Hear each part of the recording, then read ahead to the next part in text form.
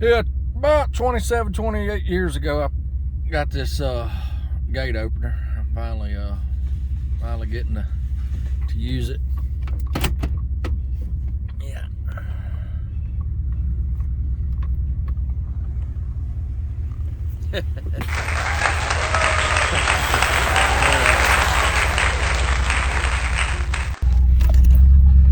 Alright, we're down here in Evergreen, Alabama.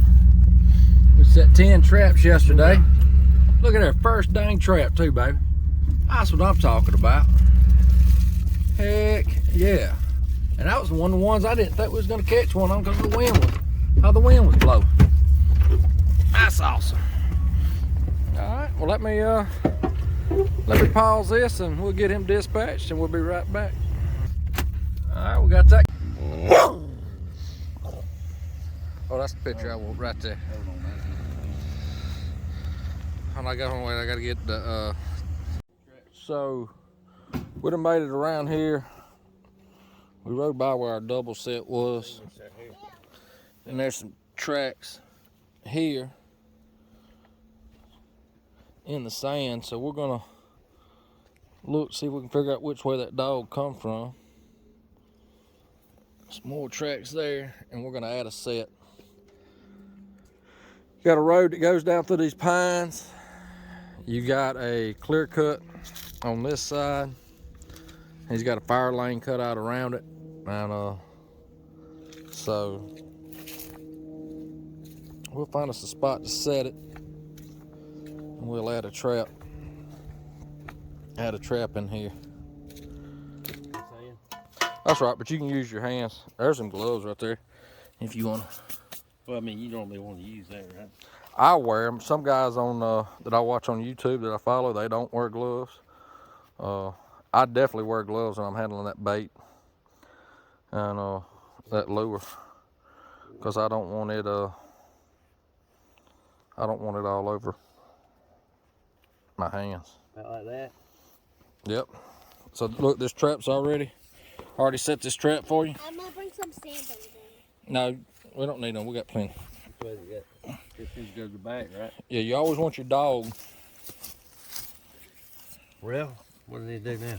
Well, you got to Drive a hole there? Yeah, you got to take that and put it in there, and then drive it down. It's in the middle. In the middle. Yep. Okay.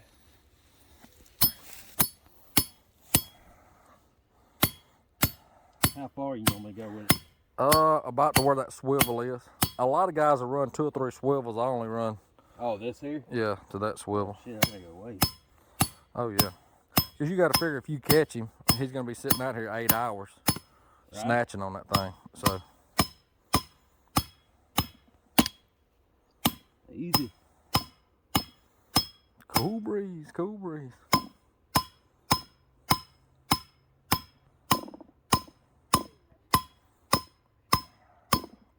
All right.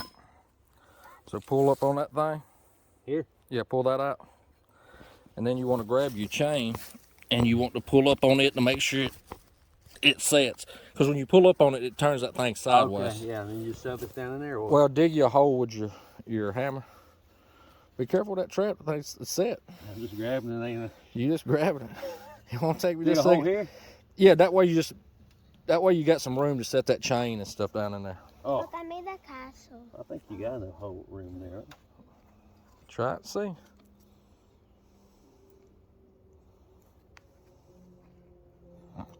Huh? No?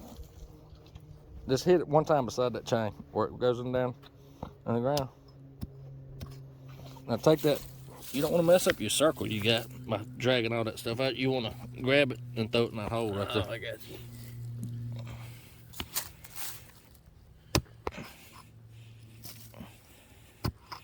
All right, now you got enough room. This gotta go this way. Right? Yep, you want that dog to go to the back. And the reason you want your dog to go to the back, right, is if you had it to the front and that dog and the coyote stepped on it, that right there would help push his foot up off of it to get him out of the way. Right. Is what I believe, so. Okay, now what? So now, you want to get everything pushed down in there real good. Dirt? No. You want to you want to flip this latch, that loose jaw back, right? So once you do that, you want to push down on it, get it pushed down that sand on both sides, push it down real hard, right? In there. Then you want to grab some peat moss and you want to fill this inner circle up. Just so your hand. Yeah, just grab it with your hand. And just on the jaws. Inside the jaws, right? Because what that peat moss does, it keeps a rock or anything from getting up under that.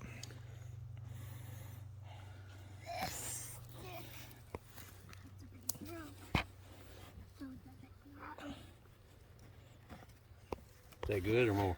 No, that's good. So now take your sifting pan and sift over the top of it.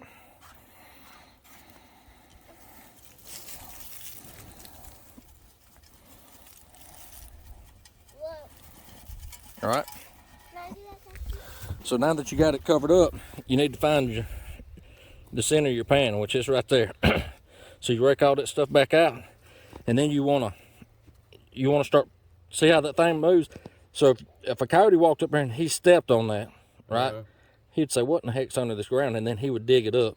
So that's why you wanna get on the outside of these jaws, right, and you want to start packing your stuff in there. Like all the way around. All the way around till it don't move. Oh yeah, I get it. You always just want to pack on the outside of the jaws and not on the inside of the jaws, because you don't want to pack a bunch of dirt around the springs. Right. Will you scrape that off or what? Yeah, once you get that, then you level this back off. You find your jaws, and then you mash on all corners. It's pretty solid. That's solid, yeah. So now what I would do is I'd take this sand. If it was rock, I wouldn't rocky area, but there ain't nothing but sand right here.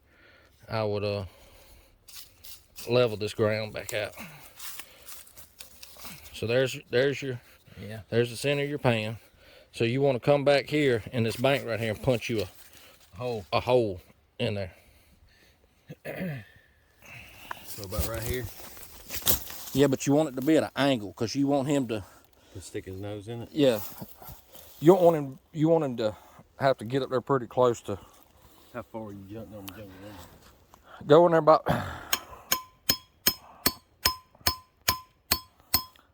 8 or 9 inches, and then just start wallowing it.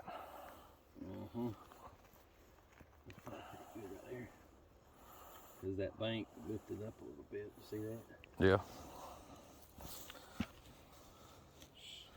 That far. Yeah. So once you get that, all right, so that'll give him something to eyeball. He'll see that hole right there. Plus he'll smell it. So then what you want to do is take that right glove off. My other gloves are wet, so you only got one hand.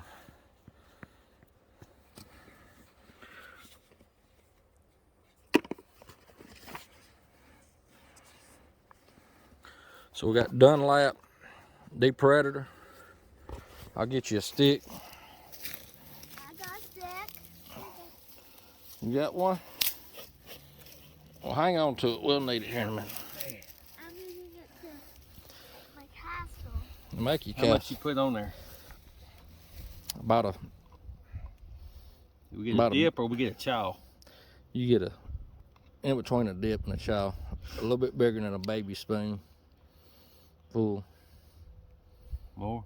But look, when you do this, don't drop it on that pan Okay. or on that trap. So make sure you're pretty close and you got control of it, because you don't want it to. About like that? Yeah, but stick that in there and then go back and get you some more.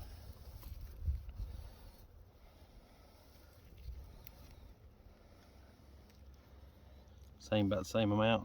No, try to get you A big chunk? yeah, that right there. A big dip. Put that down there, we do the stick. Start away. Yeah, but here, hand it here. I'll stick it up high. Stop it in that tree right there, that hole right there. And Well, that's the good looking stuff right there. it stinks, don't it?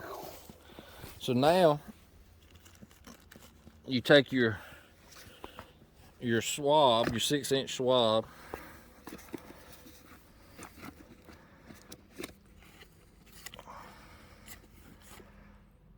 we're going to use some Gusto by Cavens. I can't wait for you to smell that. It can't be good. I Listen, already smell it. I ain't got to stick my nose up it. This little dabby dab. yeah, well, I stick it all the way down in there and kind of stir it up. Oh my goodness. Boy, that stuff right there ain't no joke. It's stout, ain't it? So look, when you stick it in there, stick it where the stick goes that way and that Q-tip's kind of out over. In that hole. In the hole? No. Above it? Yeah, up here. Got you. Oh yeah. So once you push it in as far as you can always take that cap. Right. And use that cap. I see now in your first video. Yeah. That was very informative. Yeah. How would you try to? Yeah, that's good right there. All right. That's some good stuff right there. Lord mercy. You want something to smell? Long distance. So once you get all that done, right, you move all your stuff back out of the way.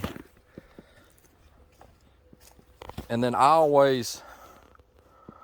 move all my stuff back. You know where the center of your pan is, and then I take that grain pad right there and I kind of scruff up the ground. Kind of rake it up. Yeah, just to disturb all of it, because you don't want to leave just your trap the only spot that's disturbed. You kind of want to work the whole area. That way, if he sees that one spot, he don't go step right beside it and that's it. If he wants to get up there and smell it, he's got all this area looks the same. Right.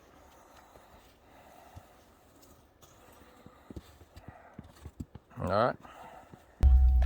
One thing I have learned, what? I can't trap with Sam.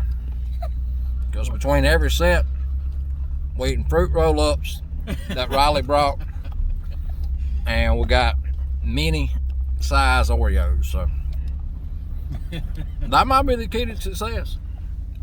Y'all might not know it. It might be the Oreos and the fruit roll-up. Might be the key to trapping. If it is, I'll be a diabetic and weigh 300 pounds by next trapping season.